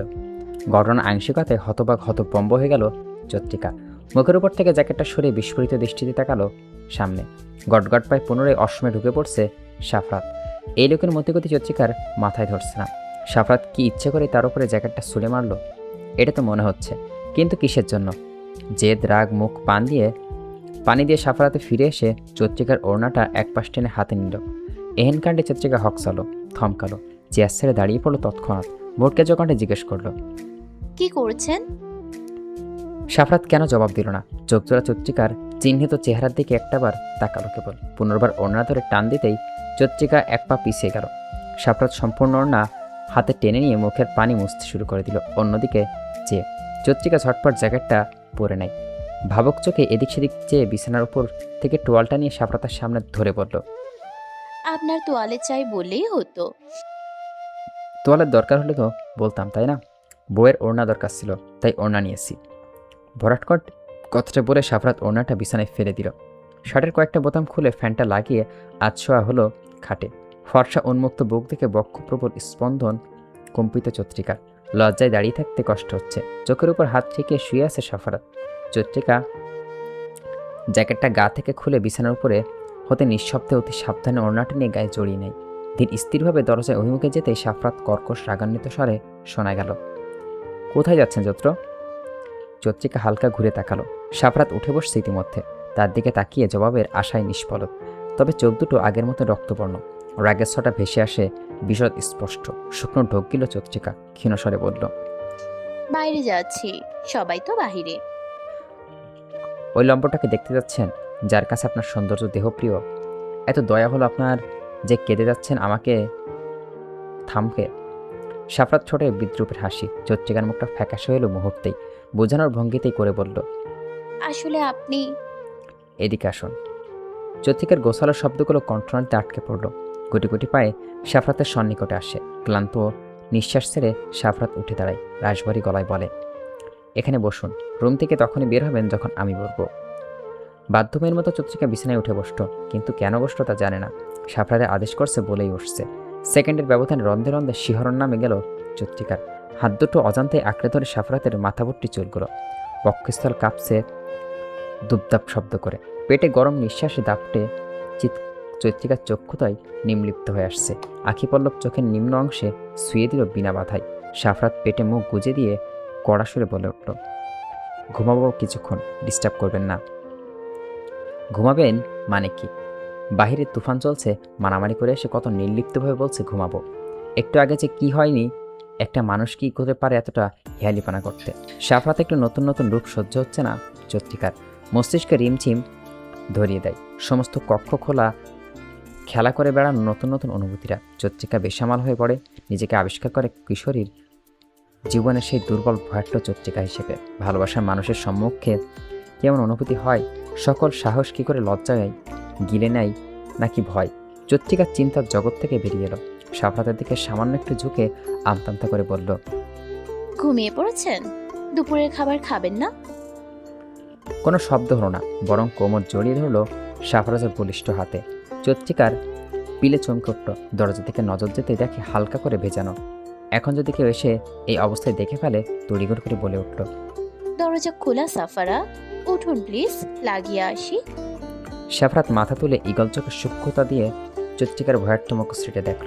ভীত হয়ে উঠল চত্রিকার আখি যুগল। সাফরাত কঠিন স্বরে প্রশ্ন করে, উই আর ম্যারিড রাইট? মাথা উপন্যাস করল চত্রিকা। কর্ণে ভেসে এলো সাফরাতের কণ্ঠস্বর পুনর্বার, মাথা মোটা মেয়ে, গাধি মেয়ে, কেউ নখ ছাড়া নিউলি ম্যাটির কাপড়ে ঢুকবে না নিশ্চয়ই। চত্রিকার কপালে ভাঁজ পড়ো। সাফরাত তাকে মাথা মোটা বলল, কথাটা ঠিক হজম হচ্ছে না। নিউলি ম্যারিড রুমে আবার নতুন মানুষ ঢুকবে না কেন? কেন ঢুকবে না? তারা দিনরাত রোমান্সে ব্যস্ত থাকে তাই। মাথার উপর ঘূর্ণীয়মান পাখাটা যেন গোল গোল করে ঘুরছে, তেমনি চত্রিকার মাথাও ঘুরছে। সাফরাত তার সাদামাটা উত্তর দিয়ে শুয়ে রইল। অভিব্যক্তি, মুখভঙ্গি নির্বিকার, খুব সিরিয়াস একটা কথা বলে চত্রিকার দেহ বরফের মতো জমে দিয়েছে সে। সেই বরফ ঠান্ডা শীতলতায় ঠকঠক করে কাঁপছে ভিতরটা। চত্রিকা না পারছে এখান থেকে যেতে, না পারছে শরীরের কম্পন ঠেকাতে। হৃৎপিণ্ডের ওঠানামা তীব্র থেকে তীব্রতর। মোবাইলটা বেজে উঠছে। চোখ মুখ কুঁচকে উঠে বসলো সাফরাত। চত্রিকা ততক্ষণে নিঃশ্বাস ফেলার সুযোগ পেল। মন ভরে নিঃশ্বাস ফেলল, প্রাণ ভরে প্রশ্বাস টেনে নিল নিজের মাঝেই। রিসিভ করে লাউড স্পিকারে দিল সাফরাত। ঘাড়ে হাত বুলাতে বুলাতে বলল, বল। কি করছিস ভাই? বিয়ের পর মানুষ যা করে। তার জন্যই তো সরাসরি রুমে এলাম না, ফোন দিলাম। সাবধানের তো মাইন নেই। চত্রিকা তক্তা খেয়ে গেল দিহানের কথায়। গালের তপ্তা আবার অনুভব করতে পারছে বেশ। সাফরাত সেদিকে তাকিয়ে দিহানকে জিজ্ঞেস করলো, বাইরে পরিবেশ কেমন? একদম ঠান্ডা, ফার্স্ট ক্লাস। আমি ধরে নিয়ে গাড়িতে বসিয়ে এসেছি। বেচারার অবস্থা দেখে মনে হলো ওর ভবিষ্যৎ বউয়ের কপাল খারাপ। চত্রিকা টিক থাকতে পারল না আর। সিহ, কিসব কথাবার্তা। দ্রুত উঠে অসময়ে চলে গেল। সাফরাত তাচ্ছিল্যের সহিত বলে উঠল, কেস করবেন না আমার নামে? তোর কি এসবের ভয় আছে ভাই? মনে হয় না করবে, তবে লাথিটা আসতে দিলেই পারতি। হাত পা কেটে ফেললে দেই, এটাই তো অনেক বেশি। মিম সব কিছু না বললেও কিছুতেই জানতে পারতাম না। দাঁতের দাঁত চেপে ক্রন্দনিত কণ্ঠে বলে উঠল সাফারাত। লাউড স্পিকার বন্ধ করে কানে মোবাইলটা চেপে ধরল। ধিয়ান নিচু স্বরে বলল, চৈত্রিকাকে স্পর্শ করেছে বলেই এত রাগ, এত হিংস্রতা? সাফারাত কোনো প্রকার বিড়ম্ব না করে গভীর স্বরে উত্তর দিল, অনেক ত্যাগ করেছি, নিজের মনের সাথে যুদ্ধ করে দাঁড়িয়েছি সুখের দুয়ারে। চৈত্র আমার, একান্তই আমার। চৈত্রিকা অশ্রম থেকে বেরিয়ে আসতেই ডাক পড়ল মিমের। ফাহমিদার খাবার গরম করে আবারও সাজিয়েছেন টেবিলে। পরিস্থিতি এখন স্বাভাবিক, শীতল, তবে চৈত্রিকার অকারণেই লজ্জা লাগছে সবার সামনে যেতে। এতক্ষণ একরমে সাফরাতের সাথেই ছিল, কাছাকাছি ছিল, ভাবতেই শরীরের অনুভূতি শিহরণ ত্বরান্বিত হচ্ছে। ঘড়ির কাঁটা ৮টা সুই সুই। সারা আলমারিরা তন্ন তন্ন করে খুঁজে ভালো একটা ড্রেস পেল না চৈত্রিকা। অবশ্যই তো রেগুলার ইউজের ড্রেস পরে চলে যাওয়া যাবে না। চৈত্রিকা হুট করে মনে পড়লো প্রায় 1 বছর ধরে কোনো ভালো ড্রেস কিনেনি সে। রেগুলার ইউজের জন্য 2টা জামা কিনেছিল শুধু। এখন কি পরে ইন্টারভিউ দিতে হবে তাই ভেবে মনটা নিমিষে কালো আধারে ছেয়ে গেল। মায়ের রুমে গিয়ে কণ্ঠে কোমলতা নিয়েই বলল, একটা ভালো শাড়ি হবে আম্মু? ফাহমিদা চমকে উঠল, তারপর কিছু একটা ভেবে মৃদু হাসলো। ওনার ধারণা সাফরাতের সাথে ঘুরতে যাবে কোথায়। একটা তাঁতের শাড়ি বের করে চৈত্রিকার হাতে ধরিয়ে দেয়। পড়তে পারবি? পারবো আম্মু। রমেশের শাড়িটা গায়ে জড়িয়ে চৈত্রিকা হাতে পরে নেয় 1 ডজন কালো চুড়ি। এই চুড়িগুলো কিনতে 1 পয়সাও খরচ করে নিও। সাজগোজের প্রতিটা তার ছোট থেকেই ভীষণ ভালো লাগাছিল, কিন্তু বড় হওয়ার সাথে সাথে সবটুকু বিলীন হয়ে গেছে। চুড়িগুলো মিমোর টাকায় জমিয়ে কিনেছিল মেলা থেকে। চৈত্রিকা তো 30 টাকার কাছের চুড়ি কিনতে সাহসী হতো না, শুধু মনে হতো 30 টাকা বাঁচিয়ে রাখলে অনেক কাজে লাগবে। বুক ছিন্ন ভিন্ন করে তপ্ত নিঃশ্বাস, দীর্ঘশ্বাস বিমুক্ত হলো বাহিরে। ব্যাগ গুছিয়ে মোবাইলটা হাতে নিয়ে দেখে সাফরাত কোনো কল করেনি, একটাও না। প্রায় অনেক রাত পর্যন্ত চৈত্রিকার চাতক পাখির ন্যায় চেয়েছিল মোবাইলের দিকে, কিন্তু একটা কলও আসেনি। গতকাল রাত প্রায় 9টার দিকে কারো ফোন পেয়ে হুড়মিয়ে বেরিয়ে যায় সাফরাত। যাওয়ার আগে জানিয়ে যায় তার দাদি অসুস্থ হয়ে পড়ছেন। চৈত্রিকার ইচ্ছা করছিল সাথে যাওয়ার, কিন্তু তার কোনো দিক দিয়েই সমীচীন হতো না। রাতের অনেকবার ফোন দিয়েছিল সে সাফরাতকে। অনেকটা সময় পার পর কল ব্যাক করতে জানে তাদের অবস্থা ভালো, বাড়ি থেকে ট্রিটমেন্ট করানো হচ্ছে, আপাতত ব্যস্ত পরে কথা করবে। পরে আর কল আসেনি। গতকালও সাফরাত থাকবে শুনে চৈত্রিকার বুকটা রণঢাক ড্রাম ঢোল বাজাচ্ছিল, অথচ সেই বুক জড়িয়ে আজ শূন্যতা, হাহাকার। কাটায় কাটায় 9টা বাজে চৈত্রিকা সাফরাত অফিসের সামনে এসে হাজির হয়। তড়িৎ গতিতে পা চালিয়ে লিফটে উঠল, কারণ লিফটের দরজা তখন বন্ধ হওয়ার অভিপ্রায়। কোনো মতে নিজেকে সামনে লিফটের এক কর্নারে দাঁড়ালো। 2টো ওয়েস্টার্ন ড্রেস পরিহিতা মেয়ে তীক্ষ্ণ দৃষ্টি নিক্ষেপ করে দেখছে ওর দিকে। তা দেখে গুটিসুটি মেরে রুলে চৈত্রিকা। অতঃপর শুনতে পেল মেয়ে দুটোর উপহাসের ফিসফিসানি। অফিসে না, মনে হয় বিয়েতে এসেছে শাড়ি পরে। চৈত্রিকার মন খারাপ হলেও আমলে নিল না তা। কিছু কিছু লোকের কাজে কটূক্তি করা, তাদের উপহাসে মন খারাপ করা নিছক। ছোট্ট মোবাইলটা ব্যাগ থেকে বের করে চেক করলো সাইলেন্ট কিনা। তার ভ্রান্ত মন ধারণা ছিল সাফরাত হয়তো কল দিয়েছেন। কোনো কল নেই, মেসেজ নেই। বিয়ের পরদিন স্বামীর অবহেলা মানতে পারছে না চৈত্রিকা। অবহেলা নিজের মনকে বুঝালো চৈত্রিকা। হতে পারে সাফরাতের দাদির শরীর বেশি ভালো না, কল দেওয়ার সুযোগ পাচ্ছে না। চৈত্রিকার ধারণা আছে একবার ভেঙে তছনছ হয়ে গেলে উপরে পৌঁছেছে। অত্যন্ত সুন্দর একটা মেয়ে ঠোঁটে বিস্তর হাসি টেনে বলল, সাফারাত স্যার নিজে আপনাদের ইন্টারভিউ নেবেন, যাদের নাম ডাকা হবে তারা ভিতরে যাবেন। All the best. পরপর কয়েকজন ইন্টারভিউ দিয়ে বেরিয়ে আসছে। চৈত্রিকা বিমর্ষ চেহারা নিয়ে তাদের আসা যাওয়া অবলোকন করে যাচ্ছে। আচমকা কারো ডাকে পাশ ফিরে তাকায়। মিহিতা চমকিত নেত্রে ফ্যালফ্যাল করে তাকিয়েছে, যেন ভূত দেখছে। অবাক স্বরে প্রশ্ন করে, কখনো স্যারের বাড়ি, কখনো অফিস, এখানে আসার কারণ? চৈত্রিকা কোনো প্রকার ভনিতা না করে জবাব দেয়, ইন্টারভিউ দিতে এসেছি। মিহিতা যেন অদ্ভুত কি শুনছে।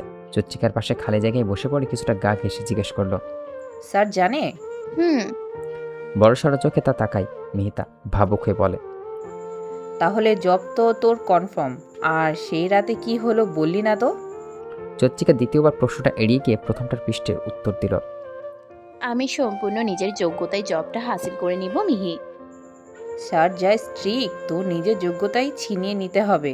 এই অফিসে জয়েন করার পর অনেক শুনেছি স্যার কখনো কারো ওপর অনুগ্রহ করে না। একটা মানুষ এত পাথর কিভাবে হয় চৈত্র? পাথর? নিজের স্বামীর ব্যাপারে এমন প্রশংসা শুনে নির্বাক চৈত্রিকা। পাথরই তো, না হলে কি করে পারে সদ্য বিবাহিত স্ত্রীকে ফেলে দূরে থাকতে? সেই সুন্দরী মেয়েটা পুনর্বার সে বিনয়ী স্বরে বলে উঠল, আপনাকে ডাকা হচ্ছে ভেতরে। মেয়েটা অল দ্য বেস্ট জানিয়ে চলে গেল। চৈত্রিকার শুকনোটা ঢোক গিলে নিজেকে ধাতস্থ করে নেয়। সূক্ষ্ম একটা নিঃশ্বাস ছেলে ভিতর প্রবেশ করে নত মস্তিষ্কেই সালাম দিল। সালামের জবাব কানে ভেসে আসতেই চকিতে মাথা তুলে তাকালো চৈত্রিকা। প্রথমে নজর গেল বৃহৎ কাছের দেওয়ালে হাতটা রেখে উল্টো ঘুরে দাঁড়ানো সাফরাতের দিকে। পিছন থেকে লোকটা চিনতে একদমই কষ্টকর হয়নি চৈত্রিকার দ্বারা। কাছের দেওয়াল ভেদ করে তুখর দৃষ্টি তার সুদূরে। যান্ত্রিক ভিড়ে চৈত্রিকার চোখ সরিয়ে আনতেই দেখলো এখানে সাফরাত ব্যতীত আরও দুইজন মানুষ উপস্থিত। অপরূপ সুন্দর গড়নের একটা মেয়ে, বয়স হয়তো চৈত্রিকার সমানই হবে অথবা তার চেয়ে কম, আর একটা মোটাসোটা বয়স্ক লোক। মেয়েটা রিনিঝিনি স্বরে বলে উঠল, হ্যাভ এ সিট। ধন্যবাদ জানিয়ে চৈত্রিকা চেয়ারে বসে। কিছুটা নার্ভাস কাজ করছে তার মাঝে। চোখ দুটো না চাইতেও বারবার সাফরাত দিকে চলে যাচ্ছে, অথচ একটাবারও ঘুরেও তাকাচ্ছে না মানুষটা। এত পাষাণ সাফরাত গত রাত থেকে পুড়িয়ে ছাড়খাড় করে দিচ্ছে অন্তরিক পিণ্ড। অ্যাটেনশন পাওয়ার নিমিত্তে মেয়েটা গলা ছাড়িয়ে দিল। থতমত খেয়ে নিজেকে সামলে নেয় চৈত্রিকা। মেয়েটা মৃদু হেসে জিজ্ঞেস করে, আপনার নাম? চৈত্রিকা। আগে পিছে কিছু নেই? না। মেয়েটা একবার চৈত্রিকার জামা দেওয়ার সিবিটা চোখ বুলায়। সাবলের মাঠে প্রশ্ন ছড়ে, ম্যারিড আর আনম্যারিড উল্লেখ করেন নিজে? চৈত্রিকা আর চোখে সাফরাতের দিকে তাকালো। ততক্ষণে সাফরাত ঘুরে দাঁড়িয়েছে, পকেটে এক হাত গুজে উত্তরে আশায় চেয়ে আছে, অপলক স্থির। সম্মুখে দৃষ্টি মেলে যথেষ্ট নম্রতার সহিত পাল্টা প্রশ্ন করে চৈত্রিকা, এটা উল্লেখ করা কি জরুরি? জরুরি না, তবে আমাদের অফিসে ম্যারিড মেয়েদের কর্মচারীর জন্য এক্সট্রা ফ্যাসিলিটিস আছে। ম্যারিড মেয়েদের পক্ষে অফিসে রাত 7টা পর্যন্ত সময় দেওয়াটা কঠিন, তাই তারা ম্যারিড যারা পার্সোনাল লাইফ বিবেচনা করে আমরা হাফ টাইম কাজ করার সুযোগ দিয়ে থাকি, নয়তো দেখা যাবে অনেক বিবাহিত মেয়েদের নিজের জন্য কিছু করা কঠিন হয়ে দাঁড়ায়। মেয়েটার কথা কর্ণপাত হতে চৈত্রিকা বিস্মিত হয়। আর একটা সুযোগ কেউ দেয়নি, যার ফলে সংসার সময় দিতে গিয়ে মেয়েদের নিজেদের জন্য কিছু করা ভুলে যায়। সব স্বামী, শ্বশুর, শাশুড়ি, বাড়ির মানুষ তো সারাদিন বাইরে কাজ করার অনুমতি দেয় না। দেখা যায় সংসার করতে করতে নারী হয়ে বসে নিজের সত্তা। এই পৃথিবীতে কেউ আপন হয় না, স্বয়ং স্বামীও না। আজকাল অহরহ ডিভোর্স হচ্ছে। পরের উপর নির্ভরশীলতা মেয়েকে হাঁটতে বসে মুখ বুজে সহ্য করতে হচ্ছে না কটূক্তি, অপমান। নিজের পরিবারের লোকও ছাড় দেয় না, ক্ষেত্রে অবহেলা করে। চৈত্রিকা ম্যারিড বলতে গিয়েও বলল না, মানে অভিমান পুষে রেখে ক্ষীণ হেসে বলল, আনম্যারিড। সাফরাত চেয়ার টেনের সময় এসে বসল। সোরাঙের চক্ষুতে হালকা লাল। কই, একটু আগে তো ঠিকই ছিল, আকস্মিক বদলে গেল কেন? চৈত্রিকা স্থবির নেত্রে দাঁড়িয়ে তাকে দিল অনিমেষ। সাফরাত স্মিত হেসে বলল, জবটা না দিলে আপনি কেমন অনুভূতি করবেন? চৈত্রিকা চমকায়, থতমত খেয়ে যায়। সচরাচর ইন্টারভিউতে থেকেও জিজ্ঞেস করা হয় না আপনাকে চাকরিটা কেন দিব, অথচ কেন আপনার চাকরিটা জরুরি। এখানে তার স্বামী এই অফিসের ওনার, তাকে প্রশ্ন করতে হচ্ছে জবটা পেলে নাকি কেমন ফিল করবে। ইন্টারভিউ নেওয়ার আগে একটা প্রশ্ন নিঃশব্দে যে কারোর মনোবল, সাহস নিঃসন্দেহে নিঃশেষ করে দেবার জন্য যথেষ্ট। চৈত্রিকা প্রথম দিকে দুর্বল হয়ে পড়ে ওর মুখে কঠিন গলায় বলে উঠল, অবশ্যই আমি আনন্দ অনুভূত করব না, জবটা যেহেতু জরুরি, না পেলে দুঃখ পাবো। আপনি আসতে পারেন। কাটকাট গভীর কণ্ঠে চৈত্রিকা সহ বাকি দুইজন ভরকালো হকচেয়ে গেল, কারণ সাফরাত কারোর সাথে গুরুত্বস্বরে ব্যবহার করেননি। চৈত্রিকা বুঝতে পারছে না সে কি কঠিন তেরা কিছু বলে ফেলেছে।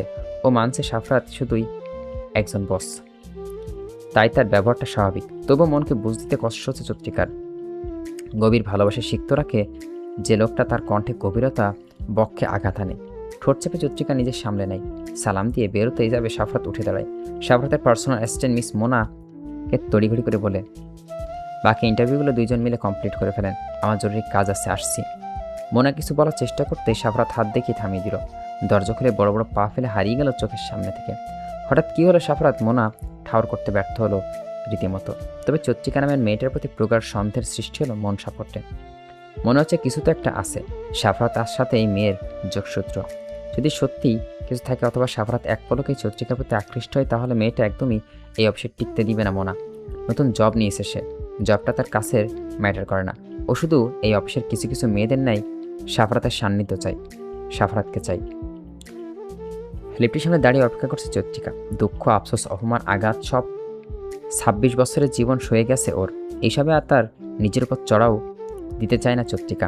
সাফরাত এত নিষ্ঠুর হতে পারে কাজের ক্ষেত্রে শক্ত মানুষ সে, নারীদের অন্তরের অল্পতে ঝরে পড়া জলবিন্দু কণা। যদিও চৈত্রিকার চক্ষু কঠোর হতে জল গড়ায়নি, তবুও ভিতরে ভিতরে যন্ত্রণার বিষ ছড়িয়ে পড়ছে। লিফটে একজন ব্যক্তি ছিল, একটা সময় কর্মচারীদের চলাচল কম থাকে। লোকটা বেরিয়ে পড়তে চৈত্রিকা ঢুকে যায়। বন্ধ করতে হবে তার ঠিক আগ মুহূর্তে সাফরাত ঢুকে পড়ছিল হুড়মুড়িয়ে। চৈত্রিকার হাতটা টেনে নিজের বুকের উপর এনে ফেলল কোমল দেহখানি। কোমর পেঁচিয়ে শক্ত করে নিজের মাঝে আবদ্ধ করে লিফটের দরজা বন্ধ করে দেয়। আশ্চর্যিত সহসা এহেন কাণ্ডে চত্রিকা হৃদস্পন্দন বন্ধ হওয়ার জোগাড়। প্রচণ্ড গতিতে হৃদস্পন্দিত হচ্ছে হৃৎপিণ্ড। শাফরাত নিচু হয়ে চত্রিকার গলায় হাত ডুবিয়ে দিল। শুকনো অষ্টদল ছুঁয়ে দিতে শুরু করে ক্ষণে ক্ষণে। ক্রুদ্ধ ও রাগান্বিত স্বরে বলে উঠল, আপনি আনমেরির চত্র? নিস্তব্ধ নির্বাক চত্র। শাফরাতের অধর ছোঁয়া শ্বাসক্রমশ ভারী আসছে। দুহাতে ঠেলে সরানোর প্রয়াস করেই বাঁধন শক্ত হলো। ঠোঁটের স্পর্শ হলো গাঢ় তীব্র। চত্রিকা আমতামতা করে বলে, বিয়ে করে হাজবেন্ড খবর না নিলে নিজেকে ম্যারিড বলে দাবি কেন করতে যাব? শাফরাতের গভীর ছোঁয়া একে দিয়ে মুখ উঠিয়ে আনলো, কিন্তু চত্রিকাকে নিজের থেকে সামান্য একটু আলাদা করলো না। শাড়ি ভেদ করে বলিষ্ঠ দুই হাত গিয়ে উন্মুক্ত কোমরের পেটে। চত্রিকার পেট মোচড় দিয়ে উঠল। এত ঘোর লাগা স্পর্শ নিয়ন্ত্রণই করে দিচ্ছে তাকে। রাতে অনেক ক্লান্ত থাকার করুণ চোখ লেগে যায়। সকালে ইচ্ছে করে ফোন দেয়নি, তাহলে যে ইন্টারভিউতে আপনি দুর্বল থাকতেন। আপনি কি জানেন, আমার প্রতি অভিমান, আমার কঠোরতা আপনাকে কঠোরতে বাধ্য করছে, আপনার তো আত্মবিশ্বাস বাড়িয়েছে। চত্রিকা নিশ্চুপ, কিন্তু মনে মনে মানতে হলো সাফরাতে বলা কথাগুলো সঠিক এবং সত্য। অভিমান থেকে তো নিজেকে স্ট্রং রাখতে পেরেছে। চত্রিকা একদম বুঝতে পারে না সাফরাতের মন, আকার ভঙ্গি, কেবল উপলব্ধি করতে পারে গভীর প্রেম, অনুরাগ। গতকাল বলা একটা কথা মস্তিষ্ক উদয় হতেই চত্রিকা নিজেকে পুনরায় বাঁধন থেকে ছাড়ানোর চেষ্টা চালালো। সাফরাত কপাল ঠোঁট শুয়ে লঘু স্বরে বলে উঠল, কাছে তো আমি টেনেছি, আপনি নন। এই ছোঁয়া নর্মাল, প্রেমিক প্রেমিকের কাছে আসাটা ভিন্ন। মাঝে একটা অদৃশ্য দেওয়াল থাকে। স্বামী স্ত্রী তার থেকে ব্যতিক্রম। যেদিন আপনি নিজের সকল নিয়ন্ত্রণ হারিয়ে ব্যাকুল হয়ে আমার গভীরতায় ডুব দিবেন, সত্যি সেদিন আপনার বাধা মানব না। চিরতরে বাহুডরে বেঁধে দিব আপনাকে। আমায় ছাড়া এক মুহূর্ত চলতে দিব না। আমি জানি আমার ভালোবাসা আপনাকে টেনে আনবে আমার মাঝে খুব জলদি। চত্রিকা লজ্জায় চুপসিকে সাফরাতের বুকে মাথা এলিয়ে রাখে। মিহিস্বরে বলল, দাদি কেমন আছেন? আগে থেকে বেটার। বিয়ের ব্যাপারে বলছেন? সাফরাত জবাব দিল না। কিছুক্ষণ সময় নিল, অতঃপর বলল, সরাসরি লাল টুকটুকে বউ নিয়ে হাজির হব। গাড়ি থেমে একটা শপিং মলের সামনে। চত্রিকা কপাল কুঁচকে তাকায়। কিছু জিজ্ঞেস করবে তার সময় না দিতেই তাকে রেখে বেরিয়ে গটগট পায়ে মার্কেটে ঢুকে পড়ল সাফরাত। চত্রিকা অস্পৃশ্য স্বরে বলে, অদ্ভুত। তারপর দরজা মেলে দিকে অনেক দেখে লক করে গিয়েছে সাফরাত। মার্কেটে আজ অনেক ভিড় দেখা যাচ্ছে। অনবরত চলছে মানুষের আনাগোনা। ব্যস্ত এই নগরীতে মানুষের ভিড়, তপ্ততার মাঝে শ্বাস ফেরা কষ্টকর। সাফরাত ফিরে আসা পাক্কা 15 মিনিট পর, হাতে একটা ছোট্ট সাইজের শপিং ব্যাগ। চত্রিকা ব্রুকুসকে উৎসুক দৃষ্টিতে তাকিয়ে বলল, এদিকে আসুন। চত্রিকা এগিয়ে এলো।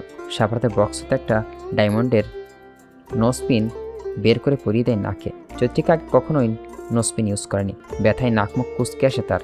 সাফরাত নাকের ডগায় ঠোঁট ছুঁয়ে বলে, বিবাহ চিনে রাখা প্রয়োজন হয় না, তবুও আপনাকে নিয়ে রিস্ক নিতে পারলাম না আমি। হাত ধরে ডায়মন্ডের চুরি পুরিয়ে দিয়ে চুমু খায় সাফরাত উল্টো পিঠে। চত্রিকার চক্ষু মুদিতেও পুরো অনুভব করতে লাগলো প্রত্যেকটা স্পর্শ। সামান্য কাঁচের চুরি পরার মতো সামর্থ্য তার নেই, অথচ সাফরাত তার জন্য ফকিন্নির হাতে ডায়মন্ডের সাজিয়ে দিল। ওহো, ফকিন্নি নয় সে মেয়ের আদজলাতে এমন ভালোবাসার সুখ আছে যে কখনো ফকিন্নি হতে পারে না। এই দামি দামি অলঙ্কারের চেয়ে অত্যাধিক মূল্যবান ভালোবাসা, সুখ, শান্তি। চত্রিকা গাড়ির সামনে ছোট্ট আয়নাটাতে নিজেকে দেখল। চোখ ধাঁধিয়ে আসলো ওর। প্রথমবার নিজের রূপ নিয়ে আনন্দিত। চত্রিকার মায়ের গায়ের রং শ্যামলা, বাবা বেশ ফর্সা ছিলেন। তারই মতো হয়েছে 2 বোন। বাবার কথা মনে পড়তে চত্রিকার মনটা শূন্যতায় হাহাকার করে ওঠে। বাসাটা বড্ড ফাঁকা ফাঁকা লাগে, বাবাবিহীন বড্ড বেশি। আপনার টিউশনি করাবেন না চত্র? আজকে সবাইকে ফোন দিয়ে না করে দিবেন। আকাশ সম অবাকতা চত্রিকার মুখশ্রীতে ছোট্ট করে প্রশ্ন করে। কেন? সারাত গাড়ি ড্রাইভ করতে করতে ভরাট কণ্ঠে বলল, আমি আপনার হাজব্যান্ড। আপনাকে খরচের টাকা দেওয়া আমার দায়িত্ব। নিজের অধিকার আদায় করে নিতে শিখুন। আপনি টিউশনি ছেড়ে দিবেন, এটা আমি হাজব্যান্ডের অধিকারে বলেছি। রোদে পড়ে 1.5 ঘন্টা হেঁটে গিয়ে টিউশনি করাতে চত্রিকার ভীষণ কষ্ট হয়। পরিবার সামলাতে তার জীবনের সুখ উল্লাস ত্যাগ করে। সাফরাত না হয় তার দায়িত্ব নেবে, কিন্তু মিম এবং ফাহমিদা সাফরাতের টাকায় ওনাদের ভরণপোষণ দৃষ্টিকটু দেখায়। এই সমাজ আঙুল তুলতে একটাবারও পিছপা হবে না যে সামাই শ্বশুর বাড়ির মানুষ পালছে নিজের টাকায়। চত্রিকার মনে চিন্তা যেন সাফরাত বুঝে নিল। আপনার ফ্যামিলির দায়িত্ব আপাতত আমার, চাকরি পেলে সব টাকা শোধ করে দিবেন। চত্রিকা থ হয়ে বসে রইল। ঠিক ততক্ষণ কতটুকু সময়, কয়েকটি সেকেন্ড হিসেব নেই। এমন কোনো মানুষটা সব কিছু বুঝে নেওয়া, ক্লিয়ার কাট কথা বলা খুব জরুরি। সঙ্গে সঙ্গে সাফরাত ক্লান্ত অবিশ্রান্ত স্বর শোনা যায়। অত্যন্ত আত্মসম্মান প্রিয় মানুষের জন্য এর চেয়ে বেটার সলিউশন আমার কাছে নেই। ব্যাগে কত টাকা আছে চেক করে নিল মিম। সাফরাত গতকাল থেকে 2000 টাকা দিয়েছে, কোনো মতে নিতে চায়নি ও। সাফরাত যখন বলল ভাই হিসেবে ছোট বোনকে দিচ্ছে, তখন আর ফিরিয়ে দিতে পারেনি। মানুষ তো বোনের বিয়েতে গেট ধরে জুতা চুরি করে দুলাভাইয়ের হাত ধুয়ে দেয়, কিন্তু চত্রিকার হঠাৎ বিয়ে হওয়ার কারণে এইসব থেকে বঞ্চিত হলো মিম। দুপুরে লাঞ্চ করার সময় সাফরাত নিজ থেকে তাকে বলে ভাইয়ের থেকে টাকা আদায় করার কথা ভুলে গেল। ইস, এত ভালো কেউ হয়? মিম নিমিষেই উৎফুল্ল হয়ে উঠল। তার বোন সত্যি খুব লাকি, সাফরাত মতো একটা মানুষকে জীবন সঙ্গী হিসেবে পেয়েছে। এবার বোধ হয় চত্রিকার জীবনের সকল কষ্টের সমাপ্ত হবে। ব্যাগে 100 টাকা আছে, বাকি মায়ের কাছে রেখে এসছে মিম।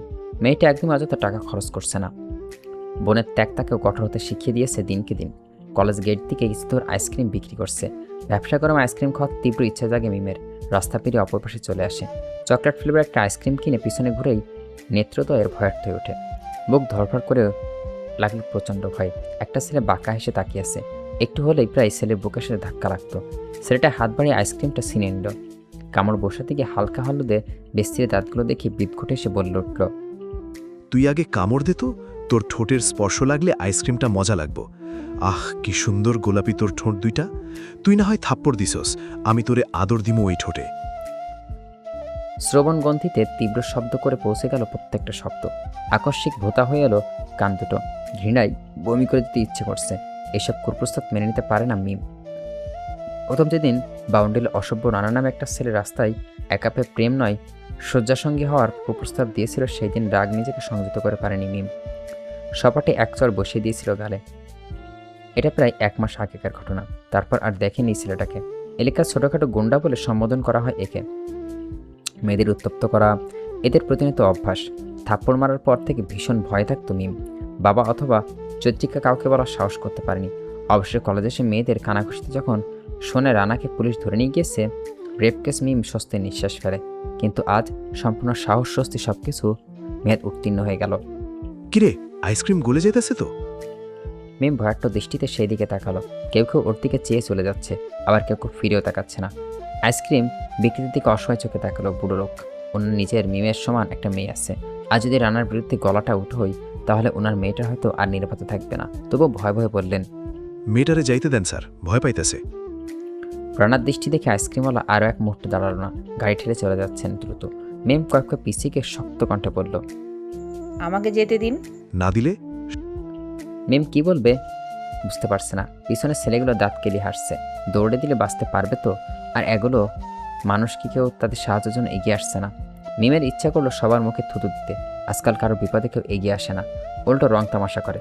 মিম দৌড়ে দেওয়ার জন্য প্রস্তুত হতে রানা খপ করে হাত ধরে ফেলল। দাঁতের দাঁত চেপে বলল, শালিরে গাড়িতে তোল, চরের শোধটা বিছানায় লইমু। হাত পা ঠান্ডা হয়ে গেছে মিমের, রীতিমতো কাঁপছেও। রান্নার পিছনে একটা ছেলে আরেক হাত ধরে মিমের চিৎকার দিয়ে চাইল, কিন্তু প্রচণ্ড ভয়ের চোটে গলা দিয়ে একটা শব্দও বেরোচ্ছে না। দিহান মিমকে দেখার জন্য অফিসে একটা মিটিং শেষ করে ছুটে এসছে।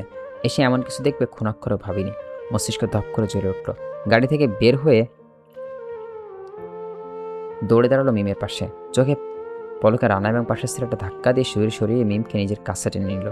ভয়ে কুকড়ে যাওয়া মিম পরিচিত কারো সান্নিধ্য পেয়ে জাপটে ধরল। দিহান শার্টে আঁকড়ে ধরে ঠুকরে কেঁদে উঠল। পিঠের উপর আলতো করে হাত রেখে দিহানের আশ্বাস দেয়। রানা অগ্নি দৃষ্টিতে তাকিয়ে বলে উঠল, শালা, তোর সাহস হইল কেমনে আমারে ধাক্কা দেওয়ার, আবার আমার জিনিস কাইলা নিয়ে বুকে চড়াও? দিহান রাগল না, বরং স্মিত হাসল। মিমকে নিজের থেকে আলাদা করতে চাইলেও আরও জড়সড় হয়ে বুকে মুখ লুকিয়ে ফেলল। মিম এটা যে ওর ভরসার স্থান। দিহানও আর চেষ্টা না করে রেখে দিয়ে বলল, ও কোনো জিনিস না, আমার ভবিষ্যৎ। আরেকবার স্পর্শ করে দেখাস, তোকে জেলে পুচিয়ে মারবো আমি। তোর মতো ছোটখাটো গুন্ডা কিভাবে হ্যান্ডেল করতে হয় তা দিহান চৌধুরী বেশ ভালো করে জানে। রানার পিছনে ছেলেটা ছুরি বের করতে হাত দেখিয়ে থামিয়ে দেয়। বুঝতে পারে দিহান খুব পাওয়ারফুল লোক, তাই এই মুহূর্তে কোনো রিস্ক না নিয়ে কেটে পড়ল। মিমকে এক হাতে আঁকড়ে ধরে আশেপাশের এক লোক থেকে রানা সব ডিটেলস জেনে নেয়। ছোট্ট একটা মেসেজ করে সাফরাতকে। মিমকে গাড়িতে বসিয়ে দিয়ে কাঁধে আর এক বিপত্তি। কিছুতেই ছাড়ছে না দিহানকে। যে মেয়ে তার সময় দিহানের ছায়াটা সহ্য করতে পারত না, এখন ভয় ছাড়াই সেনা দিহান হাল ছেড়ে বলল, তুমি কি চাও তোমাকে কোলে নিয়ে ড্রাইভ করি? তাহলে কিন্তু তা তোমার জন্য মঙ্গলকর হবে না। আমিও নিয়ন্ত্রণহীন হয়ে পড়ব, তুমিও। দিহানের কথা মানে বুঝতে সময় লাগলো না মেয়ের। 7টা সেল সিটে বসত। চক্ষু কোটের ভিতরে অবাধ্য গড়িয়ে জল পড়ছে। দিহান ড্রাইভিং সিটে বসে গাড়ি স্টার্ট দিল। তারপর নিঃশব্দে টেনে মিমিকে আঁকড়ে ধরে এক হাতে। মিম একটু শব্দও করেনি। বাড়ির গেটের সামনে এসে গাড়ি থামিয়ে জিজ্ঞেস করলো, যেতে পারবে? হুম। দরজা খুলতেই নামতে নিলেই দিহান হাতের উপর হাত রাখে জিজ্ঞাসা দৃষ্টি মেলে ধরে, মিম শোনো, এখন থেকে রেগুলার আমি তোমাকে দিয়ে আসব, আসার সময় আমি নিয়ে আসব। মিম আলতো করে প্রশ্ন করে, কেন? কেন রে উত্তরটা আজ তোলা থাকুক, একদিন তুমি নিজেই উত্তর খুঁজে পাবে। সাবধানে যেও, আমি অলওয়েজ থাকবো তোমার আনাচে কানাচে মিমডিম। মিম টিম তাকে কপাট রাগ দেখিয়ে তা প্রকাশ করেনি মিম। অজানা কারণে আজ দিহানকে ভালো লাগছে, তার ভীষণ ভালো লাগছে। হতে পারে দিহান তার সম্মান রক্ষা করছে বলে, নয়তো জীবন প্রথম কোনো পুরুষ খুব কাছাকাছি গেছে বিধায় ভরসা খুঁজে পেয়েছে বলে। গাড়ি থেমে থেমে টলমলে পায়ে অনেকখানি এগিয়ে গিয়ে দাঁড়িয়ে পড়ল। ঘাড় ফিরিয়ে দেখে দিহান এক দৃষ্টিতে তাকিয়ে থাকা। দৌড়ে গাড়ির কাছে এলো মিম, জানলার দিকে চোখে মিহিস্বরে বলল, ধন্যবাদ। রিনিঝিনি বৃষ্টি পড়ছে, ঠান্ডা বাতাস বইছে সমস্ত প্রকৃতি জুড়ে। প্রতিদিন বৃষ্টি ভালো লাগছে না চত্রিকার। মিমের গা কাঁথা মেলে দিয়ে বিছানায় ছাড়ল। রাতে জ্বর এসছে মিমের। জ্বরটা যে ভয়ের তাড়নায় দিহান ফোন করে তা না জানালে কখনোই জানতেই পারত না চত্রিকা। সবটা ওর অগোচর হতেই যেত। দিহান সব কিছু খুলে বলল ও মিমকে রেগুলার নিয়ে আসার অনুমতি চায়। চত্রিকা উত্তরে কী বলবে বুঝতে পারছে না, তবে সাফরাত সাই দিল, তাই আর না করতে পারেনি। অষ্টমীর দিকে পা বাড়াতেই ফোনটা বেজে উঠল। ঝটপট রিসিভ করতে সাফরাত ঘুম জড়ানো কণ্ঠে বলে উঠল, শালি সাহেবের জ্বর কমছে? হুম। অফিসে যাবেন তো আজ? গত রাতে জবের জন্য সিলেক্ট করা হয়েছে, এটার মেসেজ এসছে। চৈত্রিকা হুট করেই জানালো, যাব। আপনি? আজ অফিসে যাওয়াটা অনেক জরুরি। বিয়ে করে বউকে যখন কাছে পাচ্ছি না, মুখদর্শনের জন্য হলেও অফিসে যেতে হবে চৈত্র মাস। হাত ফসকে মোবাইলটা ফ্লোর সিটকে পড়লো। বুকটা প্রচণ্ড গতিতে ধুকপুক করছে চৈত্রিকার। চৈত্র মাস, ঠিক শুনছে তো? শীত দ্বারা বারবার শীতল স্রোত বয়ে গেল। মোবাইলটা পড়ে আছে অবহেলার মেঝেতে খণ্ড খণ্ড হয়ে। পুরোনো ছাতাটা মেলে চৈত্রিকা গেট অফ দিয়ে এলো। গরমে পাতলা সুতির ড্রেসটা হালকা ভিজে গেছে বৃষ্টির সিটে। বৃষ্টি হওয়ার কারণে গাড়ি রিক্সা চলাচল নেই তত একটা। চৈত্রিকা চিন্তা হয়ে পড়ে গেল কিভাবে যাবে। তাৎক্ষণিক তার চিন্তার অবসান ঘটিয়ে সাদা একটা গাড়ি হাজির হয়। প্রথমত চৈত্রিকা হকসিয়ে যায়, পরক্ষণে গাড়ির দরজা মেলে সাফরাতকে গাড়ি ড্রাইভ করতে দেখে ধাতস্থ হয়। আসসালামু আলাইকুম ম্যাম, স্যার আপনাকে অফিসে নিয়ে যেতে বলল। কথাটা বলে ড্রাইভার নিজের হাতে মোবাইলটা এগিয়ে দেয়। হতভম্ব দৃষ্টিতে তাকিয়ে কানের কাছে ধরে ফোনটা চৈত্রিকা। অবপাশাতে ভেসে আসে হৃদয়ের নিংড়ে দেওয়া ক্রুদ্ধস্বর, মোবাইলটা কোথায় আপনার? হাত থেকে পড়ে নষ্ট হয়ে গিয়েছে। আচ্ছা আসুন। চৈত্রিকা মোবাইলটা ড্রাইভার হাতে দিয়ে গাড়িতে উঠে বসে। বৃষ্টি বেড়েছে, ইচ্ছে করে জানালাটা লাগালো না। বৃষ্টির ফোঁটা শুয়ে দিচ্ছে মুখ। চোখ বুজে বৃষ্টির আলিঙ্গন উপভোগ করছে চৈত্রিকা। চারপাশটা বাতাসের সুখময় আনন্দ অনিল। মোনা মুগ্ধ চোখে অবলম্বন করে যাচ্ছে সাফারাতের এক নাগার। আজ সাদা শার্টের উপর হালকা নীল রঙের ব্লেজার পরছে সাফারাত। ফর্সা মুখের চাপদায়িতার সৌন্দর্য দ্বিগুণ বাড়িয়ে দিয়েছে। চোখ দিয়ে এক প্রকার গিলে খাচ্ছে মহাসুন্দরী এই পুরুষকে। সাফারাত মোবাইলটার দিকে নজর রেখে গভীর স্বরে বলে উঠল, চোখের দৃষ্টি সংযত করুন মিস মোনা, নয়তো গিয়ে আপনার রিজাইন লেটার তৈরি করুন। মোনা ফর্সা চেহারাটা কালো অধর চেয়ে গেল মুহূর্তেই। সে ভাবতেই পারেনি সাফারাত বুঝে ফেলবে। থতমত মুখে প্রশ্ন করল, sorry sir. Leave. Yes sir. মলিন মুখে বেরিয়ে যায় মোনা। সেদিক চেয়ে সাফারাত চেয়ারে মাথা এলিয়ে দিল। মুখের সামনে মোবাইলটা ধরে চোখ দুটো স্থবির রাখল স্ক্রিনে। চৈত্রিকা দাঁড়িয়ে ভাবল মগ্ন। এক পাশতে ওর ঠোঁটের মৃদু হাসি দৃশ্যমান। ছবিটা পেরে অনেকদিন আগের তোলা।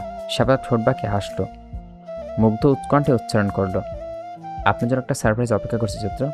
অনেক বড় সারপ্রাইজ, চমক, ধাক্কা।